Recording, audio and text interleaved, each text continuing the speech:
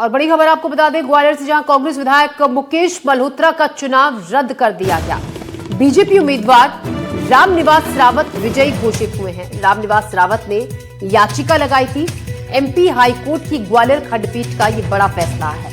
उपचुनाव में जीते थे कांग्रेस उम्मीदवार मल्होत्रा। कांग्रेस प्रत्याशी पर आपराधिक मामलों को छिपाने का आरोप है। हाईकोर्ट ने जांच में आरोपों को सही पाया। ऐसे में विजयपुर से कांग्रेस विधायक मुकेश मल्होत्रा का निर्वाचन हाईकोर्ट की ग्वालियर खंडपीठ ने शून्य कर दिया है। दरअसल 2024 में हुए उपचुनाव में मुकेश मल्होत्रा ने तत्कालीन मंत्री रामनिवास रावत को चुनाव में हराया था, लेकिन अचानक क्या हुआ कि कोर्ट ने मुकेश मल्होत्रा का निर्वाचन शून्य कर दिया, देखिए इस रिपोर्ट में। सोमवार को मध्य प्रदेश में कांग्रेस को एक बड़ा झटका लगा है।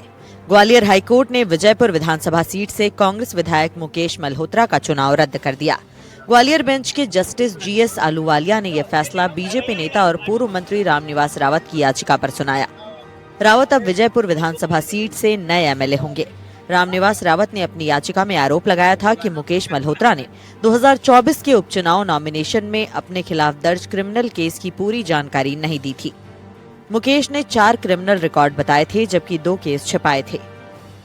कोर्ट का डिसीजन आ चुका है। कोर्ट ने जो सामान्यतः अभी अधिवक्ताओं से जो जानकारी मिली है उसके अनुसार उसका चुनाव शून्य घोषित किया गया है और हमें इलेक्टेड डिक्लेयर किया गया है। तो अब आप क्या करेंगे, क्या प्रक्रिया रहेगी? अभी जो न्यायिक प्रक्रिया में होता है उसे 15 दिन का समय दिया गया है। अपने आदेश पर रोक लगाते हुए 15 दिन में वो सुप्रीम कोर्ट में जाएगा और जहाँ सुप्रीम कोर्ट जैसी भी स्थिति बनती है उसकी प्रक्रिया का पालन। रामनिवास रावत के वकील एमपीएस रघुवंशी ने बताया कि मल्होत्रा ने अपने चुनावी हलफनामे में आपराधिक मामलों की जानकारी छिपाई थी, जिसके खिलाफ उन्होंने कोर्ट में चुनाव याचिका दाखिल की थी। ये एक ऐसा मामला था जिसमें जो आपराधिक प्रकरण श्री मल्होत्रा पे चल रहे थे, उनके द्वारा उसकी सही जानकारी अपने फॉर्म भरते समय एफिडेविट पर नहीं दी गई थी, जिसका रावत साहब द्वारा इलेक्शन पिटीशन लगाकर उनके चुनाव को निरस्त करने की मांग की गई। माननीय उच्च न्यायालय द्वारा माना गया है कि ये इनके द्वारा एक करप्ट प्रैक्टिस मानी जाएगी। ये जो भूल है वो साधारण भूल नहीं है और मटेरियली चुनाव को अफेक्ट करती है, लिहाजा इनके चुनाव को निरस्त किया। फिलहाल कोर्ट ने कांग्रेस विधायक मुकेश मल्होत्रा को 15 दिन का समय दिया है। हाईकोर्ट के फैसले के खिलाफ कांग्रेस विधायक मुकेश मल्होत्रा ने सुप्रीम कोर्ट जाने का मन बना लिया है। देखिए, न्यायालय का आदेश है, उसका हम सम्मान करते हैं, पर ये अंतिम नहीं है। हमारे पास सुप्रीम कोर्ट जाने का विकल्प है। न्यायालय ने जो भी आदेश दिया है वो न्यायालय ने अपने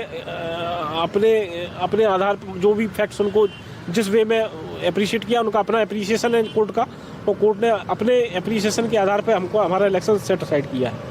पर अगर वो हमको लगता है कि अप्रिसिएशन गलत है कोर्ट का, तो हमारे पास एक फोरम है कि हम क्योंकि फाइनल ऑर्डर नहीं है, इसके अगेंस्ट में एक रेमेडी हमको है सुप्रीम कोर्ट जाने की। हम सुप्रीम कोर्ट में जाएंगे और सुप्रीम कोर्ट में अपनी बात रखेंगे।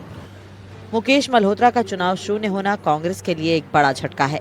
मुकेश मल्होत्रा ने उपचुनाव में रामनिवास रावत को शिकस्त दी थी। उस वक्त रामनिवास रावत मंत्री थे। चुनाव में हार के बाद रावत को मंत्री पद से इस्तीफा देना पड़ा था, लेकिन अब कोर्ट के फैसले ने रामनिवास की राजनीतिक पारी को नई संजीवनी दे दी है। एनडीटीवी के लिए देव श्रीमाली की रिपोर्ट। और इस खबर पर और ज्यादा जानकारी के साथ देवश्री माली हमारे संवाददाता हमारे साथ जुड़ रहे हैं। देवश्री माली, जिस तरीके से कोर्ट का फैसला है कांग्रेस के लिए ये बड़ा झटका है, विस्तार से एक बार हम ये जानना चाहेंगे। याचिका में रामनिवास रावत ने जो याचिका दाखिल की थी, क्या उसमें कहा गया था जिसको लेकर मुकेश मल्होत्रा के खिलाफ उन्होंने सवाल खड़े किए थे?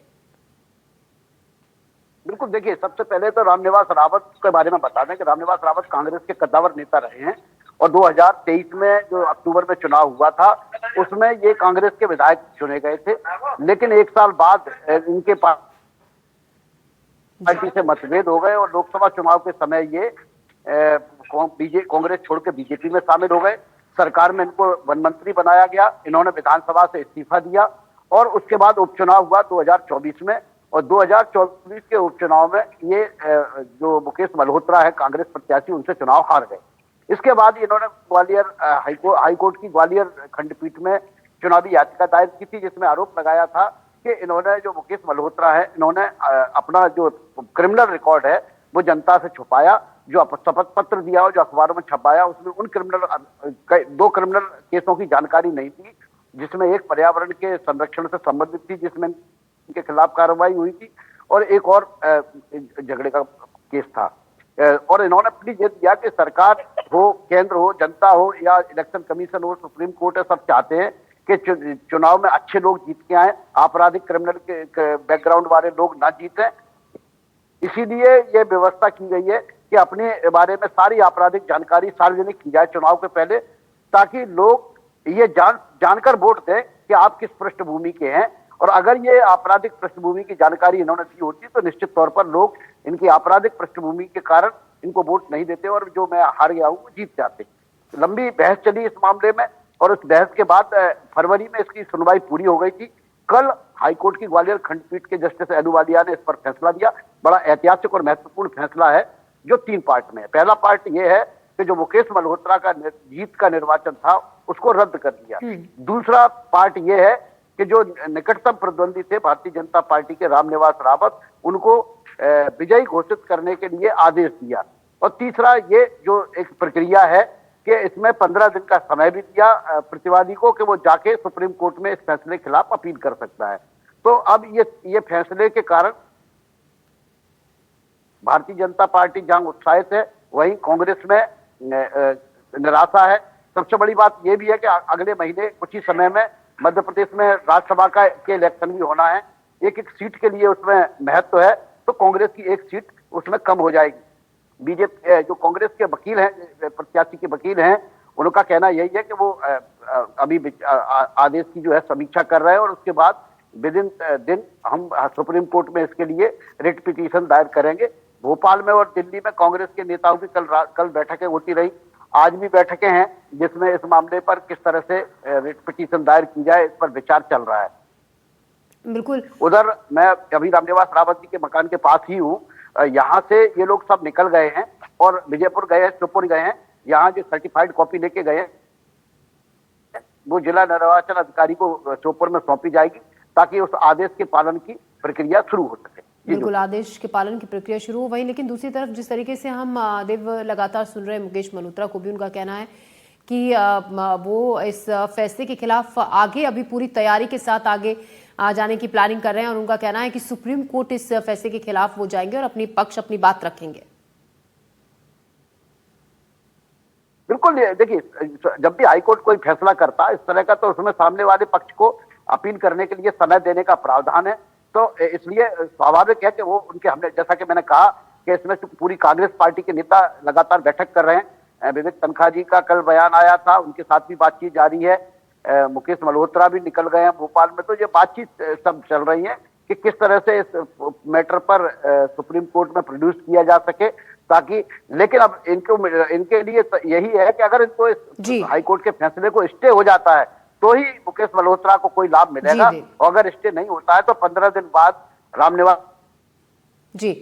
रावत एमएलए घोषित कर दिए जाएंगे। बहुत शुक्रिया देवश्री मालिया आपका जानकारी के लिए। हमारे सहयोगी देवश्री मालिया हमें जानकारी दे रहे थे और अभी हमारे साथ इस वक्त कांग्रेस प्रवक्ता आनंद जाट जुड़ रहे हैं इसी मामले पर। आनंद जी, जिस तरीके से कल कोर्ट का फैसला आया, आप इस फैसले को लेकर क्या प्रतिक्रिया आपकी, क्या कहेंगे पार्टी की तरफ से?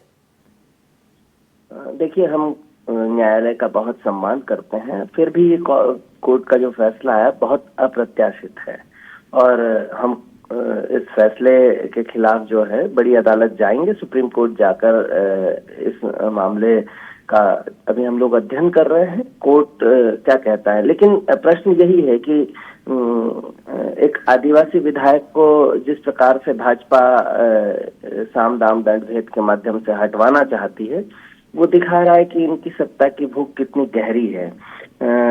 आप देखिए कि बीना की विधायक पर दल बदल कानून के तहत जो है तलवार लटक रही है और उस पर कोई फैसला नहीं हो रहा है, ना विधानसभा अध्यक्ष फैसला ले रहे हैं, ना अदालतों में हो रहा है।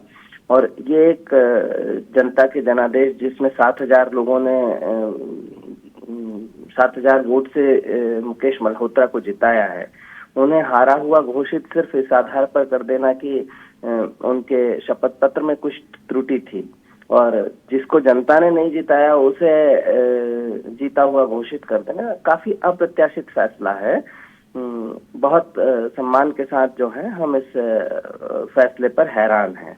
जी, तो यानी कि आप आनंद जी आप कह रहे हैं कि राजनीतिक रूप से ये प्रेरित था, और क्योंकि देखिए जो बात जो याचिका में कही गई कि आपराधिक जो रिकॉर्ड था उसको छिपाने का आरोप लगा था और उसी पॉइंट को लेकर इस बात को आगे बढ़ाया गया था। नहीं, इसमें सीधा तौर पर मैं ये मामला देख रहा हूँ कि जिस तेजी के साथ ये बात कही गई है, ऐसे और भी मामले के कोर्ट में लंबित हैं, लेकिन उन पर सुनवाई नहीं हो रही है क्योंकि उसमें भाजपा के लोगों को विधायकी छोड़नी पड़ेगी। तो ये चिंता का विषय है कि सरकार की मर्जी से इस तरह की चीजें अगर आगे बढ़ाई जाएंगी कि फैसले त्वरित आ जाए। मैं कोर्ट में फैसला क्यों आया है, कैसे आया, उस पर कोई टिप्पणी नहीं कर रहा हूँ, लेकिन फैसले अगर सरकार की मर्जी से त्वरित आएंगे तो फिर न्याय कहाँ बचा। जी आनंद जी, बहुत शुक्रिया आपका हमसे जुड़ने के लिए, बातचीत के लिए। तो आनंद जाट कांग्रेस प्रवक्ता हमसे जुड़े थे, सवालों के जवाब दे रहे थे। उनका कहना था कि राजनीति से प्रेरित एक तरीके से ये है और ऐसे कई मामले लंबित हैं, लेकिन उनमें तो कोई एक्शन, कोई जांच नहीं हो रही है। फिलहाल खबरों में बढ़